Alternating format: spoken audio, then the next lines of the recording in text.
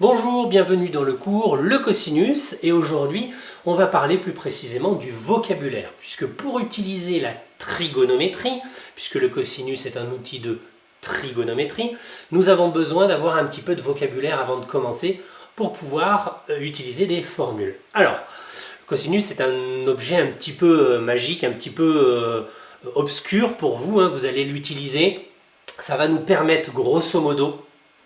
Voilà, pour les puristes, ils vont me sauter dessus, mais c'est pas grave. On est vraiment sur comment est-ce qu'on va transformer des rapports de longueur en angles. Voilà, il y a un outil qui va nous permettre de, quand on a des angles, transformer ça en rapport de longueur. Quand on a des longueurs, pouvoir transformer ça en angle. Ça va nous permettre de passer de l'un à l'autre. C'est à peu près l'idée. Il y a plusieurs outils qui font ça, et nous, on s'applique au cosinus. Voilà. Donc déjà, cosinus, ça ne fonctionne pour nous que dans le cas où on est dans un triangle rectangle. Donc on va avoir un vocabulaire particulier. Donc voici un triangle rectangle et je décide de regarder ce triangle par rapport à l'angle B. Donc si je le regarde par rapport à l'angle B, mes trois côtés vont porter un nom particulier. Le côté AB, lui, va s'appeler le côté adjacent, puisqu'il touche, alors que le côté AC va s'appeler le côté opposé. Et puis pour le dernier côté, le côté BC, on a déjà un nom. Ça s'appelle l'hypoténuse, puisque on a déjà vu dans des cours précédents que le côté qui fait face à l'angle droit, ici, s'appelle l'hypoténuse. Donc on a déjà un nom, gardons-le. Donc si je regarde mon triangle par rapport à l'angle B, ce côté-là va être le côté adjacent, ce côté-là va être le côté opposé, et ce côté-là va s'appeler l'hypoténuse. Sauf que mon triangle, je ne suis pas obligé de le regarder par l'angle B. Je peux très bien le regarder par rapport à l'angle C. Et là, ça va poser un petit souci, puisque si je le regarde par rapport à l'angle C, celui qui est là n'est plus adjacent, il ne touche plus, il est en face. Et donc s'il est en face, il va s'appeler le côté opposé. Et le côté qui tout à l'heure était opposé à B, puisqu'il était en face de B, il devient adjacent à C. Alors là, il faut faire attention, parce qu'un coup il s'appelle adjacent, mais oui, mais c'est parce que je regarde par rapport à B. Un coup il s'appelle opposé, ben oui, c'est parce que je le regarde par rapport à C.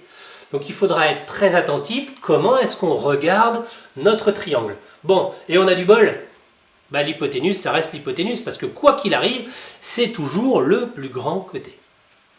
Donc si je le regarde par rapport à B, mon triangle, les côtés ont des noms. Si je le regarde par rapport à C, les autres côtés ont des noms. Est-ce que je peux le regarder par rapport à A? Non, puisque nous ne verrons au collège que le cas du cosinus dans le cadre des angles aigus. Ici, on a un angle droit. On n'en parle pas, c'est pas pour nous. Donc, on pourra regarder notre triangle par rapport à B. Dans ce cas-là, adjacent, opposé, hypoténuse.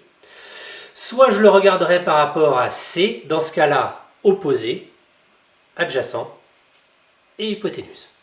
Donc ça, c'est la condition pour arriver à écrire la formule, c'est savoir le vocabulaire, savoir par rapport à quel angle on regarde notre triangle et quel est le vocabulaire qui est associé. Alors tout ça pourquoi? Tout ça pour pouvoir écrire la fameuse formule, oula il est loin, la fameuse formule du cosinus. Alors c'est parti. Donc on travaillera toujours dans un triangle rectangle et ici je décide de le regarder par B ou par C. Jamais par A, on a dit, c'est un angle droit, on ne regarde pas. Alors, la formule du cosinus, c'est toujours la même, c'est toujours un côté divisé par un autre côté. C'est toujours le côté adjacent de l'angle B divisé par l'hypoténuse. Donc, on regarde par rapport à B, le côté adjacent, c'est celui qui touche, c'est AB, divisé par l'hypoténuse, BC. Donc ici, on va pouvoir montrer que le cosinus de B, c'est égal à AB sur BC. Et je peux aussi écrire le cosinus de l'angle C. Et bien dans ce cas-là, c'est la même formule, mais attention, c'est le côté adjacent à C sur l'hypoténuse. Ben oui, parce que comme là on faisait le cosinus de B, c'est le côté adjacent à B. Et ici, quand on a C, ben c'est le côté adjacent à C. Donc ici, le cosinus de B, ce sera AB sur BC, alors que le cosinus de C, ce sera, ben quel est le côté adjacent? Ben AC.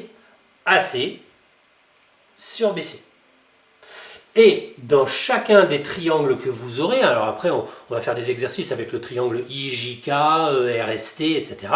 Ce sera toujours le côté adjacent à l'angle divisé par l'hypoténuse.